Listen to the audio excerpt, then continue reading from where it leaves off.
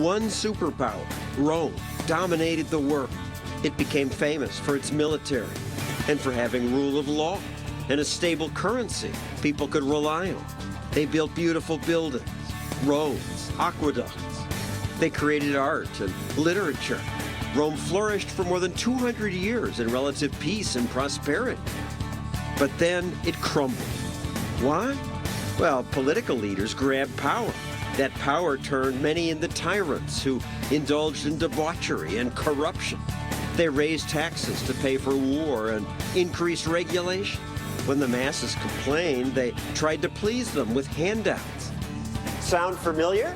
Is this what's happening to America? Well, 1,000 of us have gathered here to debate that question. And that's our show tonight.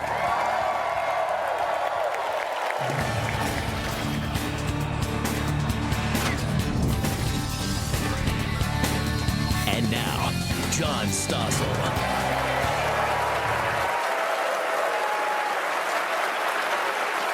Tonight, I'm in Las Vegas, Nevada, for a special edition of our show. I'd like to say that all these people came here just for that, but they really came for Freedom Fest, the world's biggest gathering of free minds. This year's topic, are we becoming Rome? Now, free minds, that's a phrase we libertarians like to use to describe ourselves. This is basically a big conference of libertarians, and I think our minds are unusually free, right?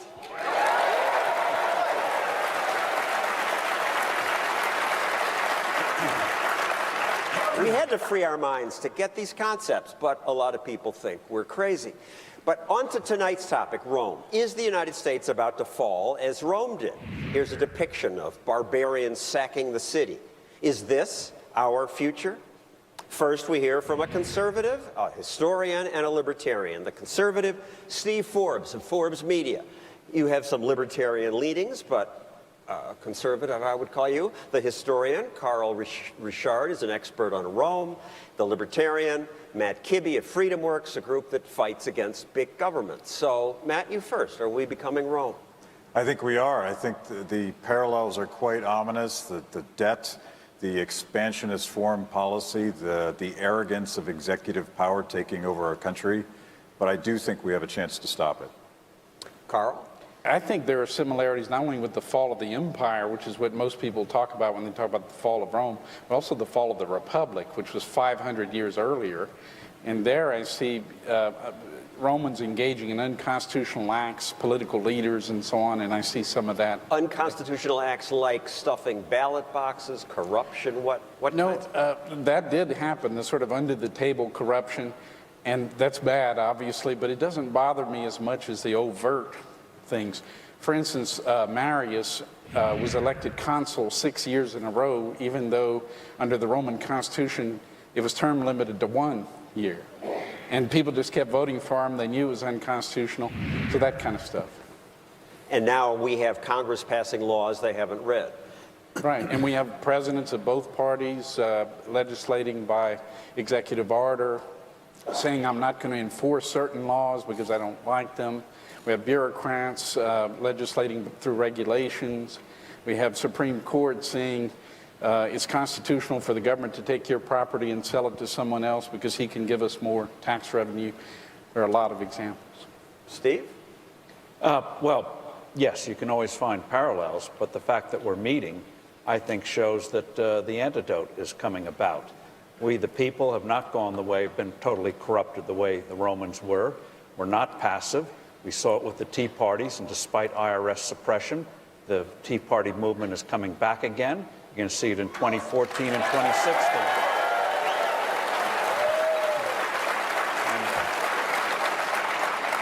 And they may try to feed us to the lions, but we're going to own the lions because we believe in free enterprise. That's a happy thought. I wish I were as optimistic as you, but I fear we will become Rome. And let me just poll the audience.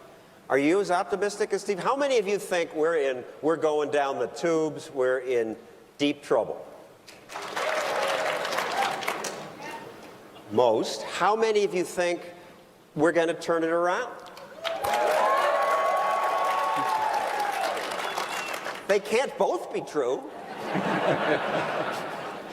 But again, you are not a normal audience because you're libertarians, right? I mean, wacko birds, according to Senator John McCain. That's what he called some libertarian-minded politicians. But walking around here at this conference and seeing the Tea Party booths and people selling investments in gold and game show quizzes that test your knowledge of dead Austrian economists, you have to kind of understand why we get our reputation as eccentric and wonkish and different. Is this unfair? Is this fair? No. Come on, isn't this group mostly men, mostly badly dressed men?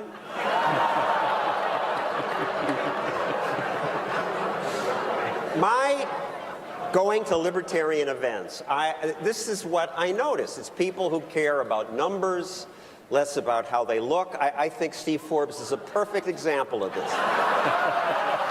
He's the epitome of the wonkish geek. Is this unfair? You're sounding like my opponents, and so I didn't expect that from you. But let's face it, people who make things happen. You could describe our forefathers, our revolutionaries, in the same way. They're always minorities who see something's wrong, go out and persuade, become agitators, and change the world. And we've done it once, and we're going to do it again. We are going to be the leader. Absolutely. And you, of all people, should know, don't look at the superficial. Look at the substance. We've got the substance. That's why we're going to ultimately win. I admire, this is the optimism that makes America possible. Matt, what about my libertarian slur? I look at your sideburns, and I think people would say, this is not a normal guy. Definitely guilty as charged. But you go to 1,000 of these meetings. Are the people different? How? We're different because we have read books, and we do care about ideas.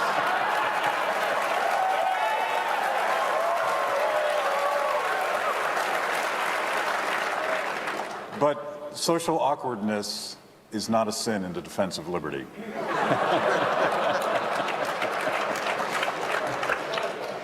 And any I mean, I'm socially awkward too. I overcome it because I have to, because I have a TV show. But ask my friends, or ask Imus, and he'll tell you I'm socially awkward. But what is it about many of people who like to analyze? I mean, Bill Clinton is the opposite. He felt your pain and then spent more money. Is it a personality type?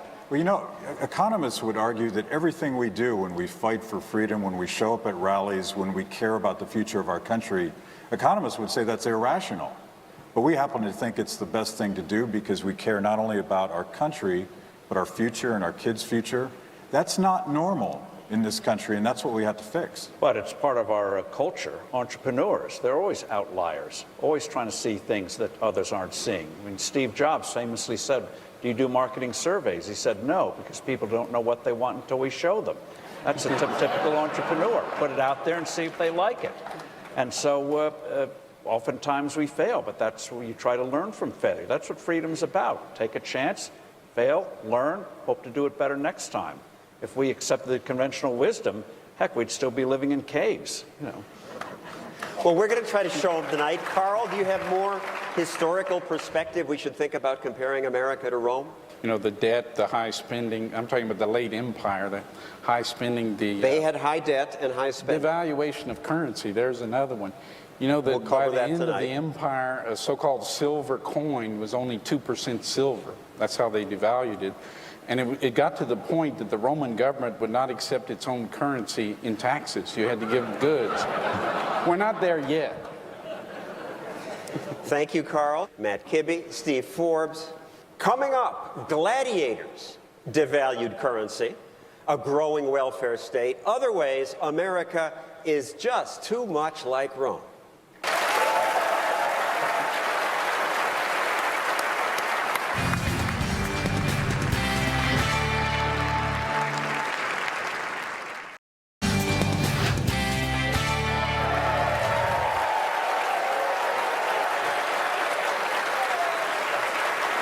Welcome back to Freedom Fest.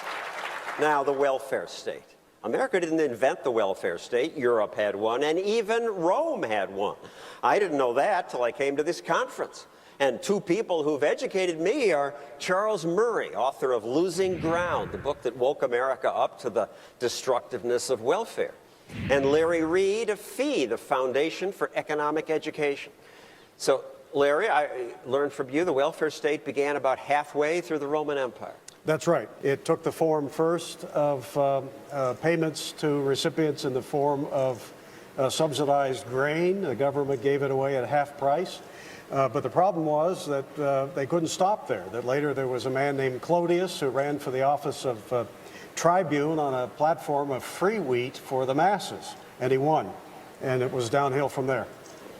And they gradually raised taxes and gave stuff away, a steady stream increasing. Including free salt, free pork, free olive oil, other staples of the Roman diet. So people would show up personally and just pick up their stash. Yeah, well, there'd be long lines. In fact, they had a means test at one time and did away with it so that anybody could show up and get this free stuff. And they decided that everybody had to be educated by the state. Well, not everybody, but they started public schools. Well, that was late, much later. In fact, Rome grew to greatness with largely homeschooling. And the first public schools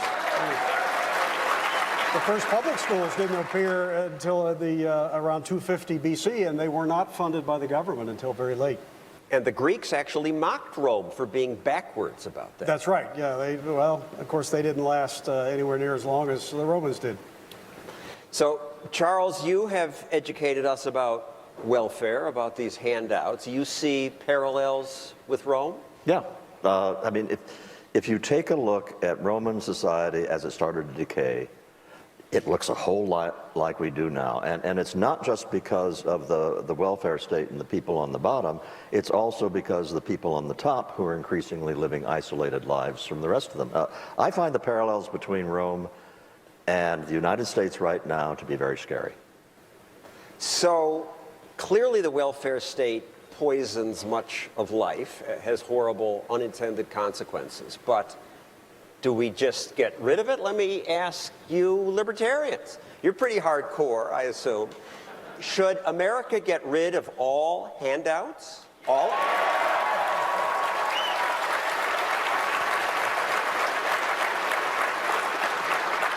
But what would happen first time somebody starves? They say charity. Charles Murray, you wrote Losing Ground. What's your answer? Well, in fact, I think if we got rid of the entire welfare state, that the ability of this very wealthy society to deal with the problems would work, all right? But I also would say, I'm going to go wimpy on you now. Don't applaud. I'm about to go wimpy on you. I don't think it is within the realm of possibility for an industrialized, advanced society with as much wealth as we have to ever do that politically. And I think that libertarians are going to have to strike a grand compromise with the left, in effect saying, all right, we will give you a big spending if you will give us freedom from government interference. And so I'd say, look, I'm with Milton Friedman. I say use a guaranteed basic income for everybody over 21, deposited monthly electronically into a known bank account. That's a very key thing. And let people take their lives back into their own hands. They will have the wherewithal that they can deal with the material necessities of life. If they do not do it, they're going to have to talk to friends, neighbors, churches, the community. They're going to have to make their case. I think that's a better way to go. You wrote a book about this. Called In Our Hands, yeah. All right, I'm going to push back. First, I would say his better book is In Pursuit of Happiness and Good Government, which really brought my mind around. But this book, you're telling me you're going to give him the money, and the crackhead is going to spend it all in 2 months, and then the social worker is going to go on TV and say no social worker. the children They're going to be someone, the New York Times reporter will go on and say, you're going to let this woman's children starve? It's not their fault. And then we'll have a whole new program. Here's what you're going to have, John. You're going to have somebody who smokes it up in the first 2 weeks, all right? He's got another 2 weeks before there's going to be a new deposit in his monthly account, and he says, gee, I don't have any money. All right.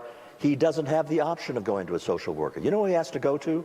He has to go to the people he lives around and say, all right, I really need help. And they are in a position of saying, okay, we aren't going to let you die, but it's time for you to get your act together. We will introduce, once again, the kinds of human connections that are the only way to change human behavior. And some who don't find those connections will die on the street, and there'll be screaming. The United States has never let people die on the street.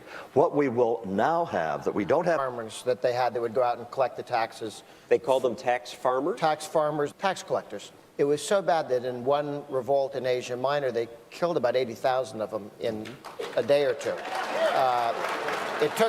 We don't advocate killing tax collectors on this show. It was a 4-year war that Sulla waged to put down that revolt, but it was clearly a serious tax revolt. And John, to your point, when you asked me about the 1% tax, I don't know what those tax rates were in Rome, but when we created our federal income tax in the United States back in, I think it was around 1913, 1915, the top income tax rate when the income tax started was just 7%. Within 10 years, the top income tax rate went from 7% to 70%. You know, and it's remained high ever since. That's why I've always believed Steve Forbes had it right. We ought to go back to an 18% flat tax, get rid of all the deductions, all the loopholes, make it as simple as possible, collect the money you need, but don't create all these special interest groups. And by the way, the people who are most opposed to the flat tax, the people who are most opposed to the flat tax are people in Washington, D.C., because you take the power away from Washington. Look, when we went into revolt 1774, 1775, Americans in the colonies were paying 2%. Our oppressors, the Brits in London, were paying 20%. It's expensive running an empire. We need to go back towards 2%. I like 2% better than 18. That's what... 2% would be it, and to be clear, we're at 40% about if you include state and local. Yeah, I mean, you don't have to get we want to get towards 2%. We functioned fairly well beyond that, and the reason the British were taxing themselves at 20% was that they were running an empire. Thank you, Grover and Steve. Coming up, when governments can't raise taxes anymore, they find other ways to fleece people, like devaluing the currency. Rome did that. Hey, America's doing it now. But what does that do to a country? Didn't work out so well for Rome. That's next.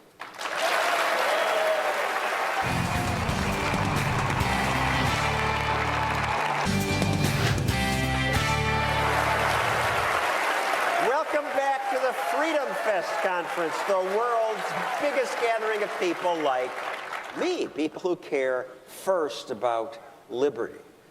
Now, most of this audience hates taxes.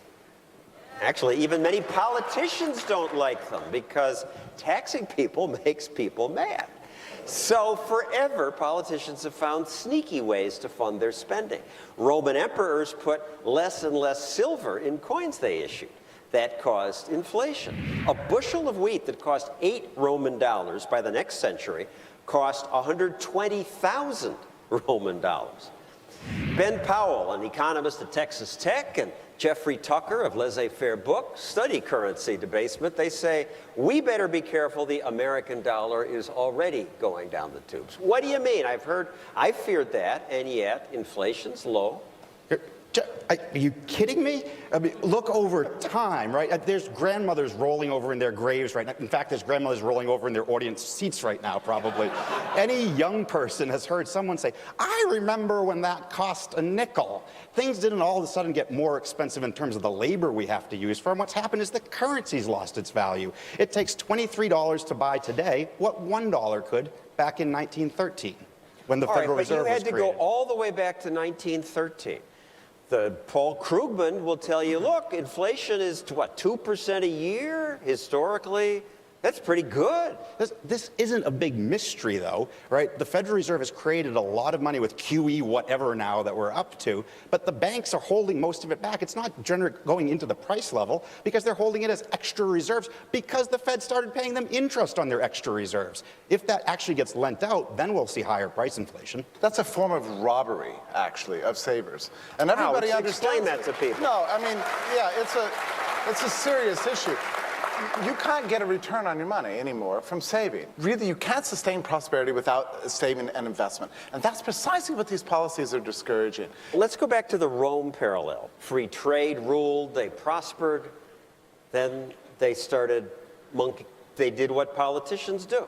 Well, their empire kept expanding, and they were bringing in more people that they could basically loot and bring money back to Rome. And eventually, around 100 AD, they hit the maximum extent of their empire, and there was no one left to steal from. And then they started resorting to other ways to raise money, which was debasing their currency and continuing to take the silver out of their coins, raising tax rates. And over time, this was the downfall of Rome, was a big government destroyed Rome. It wasn't the barbarians. The barbarians came as the government was collapsing under its own weight. Nero issued coins that were 95% silver. Right. Then the next emperor, this is one of those coins, this was 85% silver. And all the way down to... You've got a good one. 85% silver. It ended up becoming 1/5000th of the silver content of the original by about 300 or so AD. This is what governments do when they can't tax people. They start to debase the currency. And this is essentially what's gone on in this country for the last 100 years. About 100 years ago, with the creation of the Federal Reserve, we basically, nationalized the dollar. Put it under sort of socialist-style control, under a kind of cartel arrangement. And we've seen its quality diminish over the 100 years, which is actually faster than really happened under Rome, if you think about it. But it's hard to get people worked up about this because they look around and they say, by and large, America is doing pretty well. There's a great deal of distortion in the system.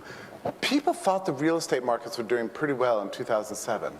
There are surprises around the corner, and especially with a government that refuses to fund itself honestly. This is dishonest funding.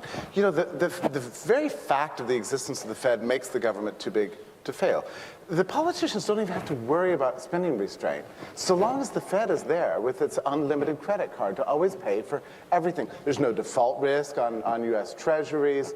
We have just this unlimited spending. There will be no spending restraints so long as the Fed is there to bail anyone and everyone out all the time. When inflation comes, then what will the government do? The Romans issued wage and price controls.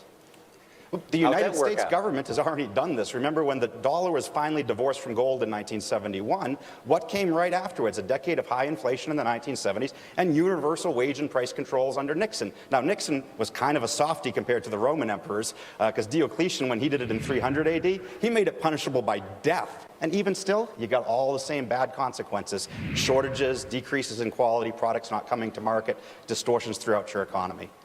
And distortions, they wouldn't let you change jobs either to get around the controls. Constantine said anyone who violates requirements that they remain in their current occupation may be bound with chains and reduced to a servile condition.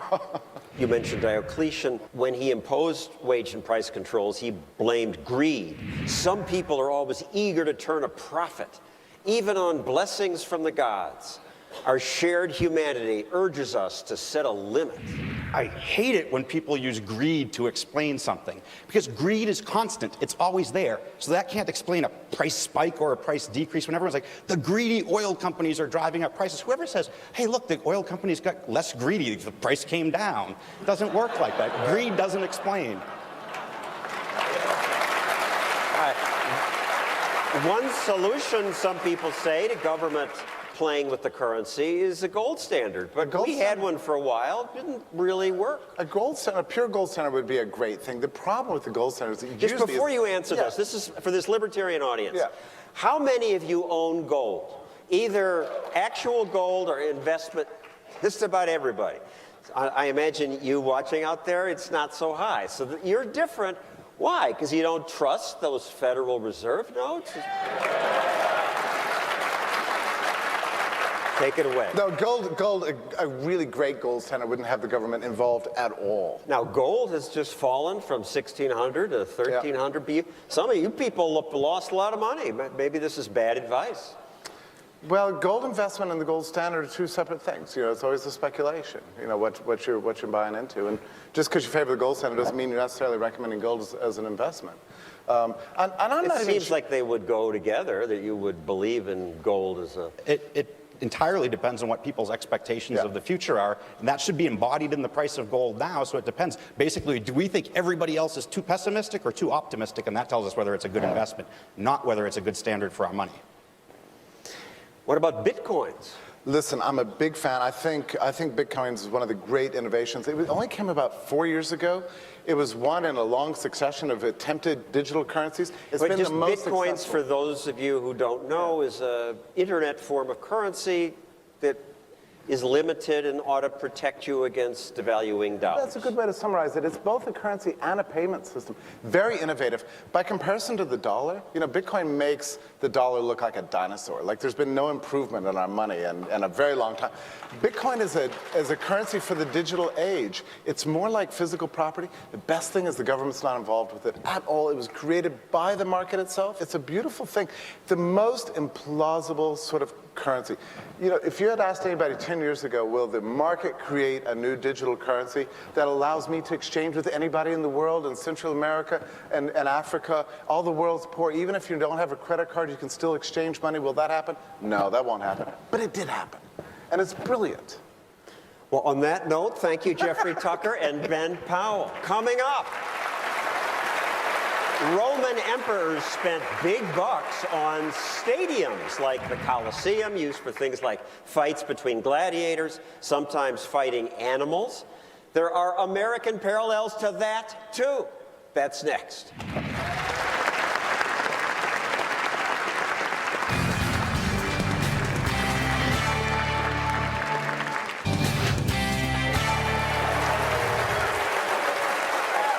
Welcome back to Freedom Fest and the question, are we Rome? Meaning on the route to collapse. Now, ancient Rome's rulers, trying to keep the people happy despite debased currency and corruption, offered distractions and bribes. One Roman poet called it bread and circuses. And sometimes it was an actual circus, or chariot races, or gladiators, sometimes fighting to the death. Now, America doesn't allow that yet. But sports economist J.C. Bradbury says government still does fund circuses. Today they take the form of sports stadiums. What do you mean? Well, it's a very common thing in a community where a politician says, boy, we really need something to pull our community together to keep us happy. And a sports stadium is just what we need because it's going to increase economic development, community's going to rally around it, and we're all going to be richer. They say they'll pay for themselves. They don't. In Atlanta, the county would receive $200,000 per year in parking revenue. They got $30,000. Right, and that's for the Gwinnett Brave Stadium in Gwinnett County. And time after time they said, we're going to get parking revenue. Didn't happen. We're going to get naming rights revenue. Didn't happen. Or they got much less than they said. It'll pay for itself from day one. Right, absolutely. And these facilities never do. And the thing I think that's so frustrating for me to see this is that it's been studied so much. Politicians themselves know this. Yeah, I thought you won this fight. Economists like you have explained it. You say, gee, the football team has 8 home games a year. How's that going to be economic stimulus? Well, let's go back to the bread and circuses comment. I mean, that is not a positive comment about human species. That's saying that they're being placated. Oh, just give them bread and circuses. And the citizens of Rome were giving up some of their freedoms because politicians gave them the things they wanted. And I think citizens today, they like sports. Sports are popular. And so you say, well, why don't I just go ahead and support the stadium? I'm not going to punish a politician for supporting it. So let's go back to the Rome parallel, because our stadiums do pale compared to what they did. The gladiators, this was entertainment to keep the people pacified because they were getting ticked off? Well, I don't even, not even just that they're ticked off, but it's just some sort of entertainment to distract us from other things that are going on. If I know that a politician put a football team on the field and I like football, I'm really going to focus on that. I'm not going to focus on the declining schools. I'm not going to focus on the roads falling apart or other things that may be going on. And maybe some of those things politicians really can't help. But it's certainly something that individuals and citizens can focus on and say, this is a positive thing for our community, and that's why they're so popular among politicians. Some of the things I've learned at this conference, that most gladiators were slaves or prisoners of war. 90% of them survived the fight because it would be expensive to the owner of the slave if they were killed. Right, I believe if you end up, the slave was killed, that you'd have to pay the owner, so you didn't want them killed. I mean, this was the type of entertainment for the time, and at the time, seeing death on the streets every day wasn't something that was that uncommon, so it's something that people enjoyed and wanted to see, and, you know, luckily we have much more pacifistic sports, if you want to use that word, and we don't have death, and in fact, we're trying to make our sports safer, so it's sort of the difference in the way that we view those competitions today than they were once viewed. The arrogance of the emperors increased. In 169 BC, 63 African lions and leopards, 40 bears, elephants were hunted down in a single 2-day show. Tigers, crocodiles, giraffes, hippopotamus, they would bring them in from all over the world to kill them, and the emperor would sometimes kill them himself. Well, I mean, today we have sausage races, club seats, luxury boxes. So, but it's definitely the same thing. It gets more and more extravagant. And that's the same type of attitude that they had in the Roman Empire that we have today. So at least problematic as our politicians are, they are not that bad. Thank you, J.C. Bradbury. Thank you. And when I said that bad, we barely touched the surface of how bad the Roman rulers were. That's next.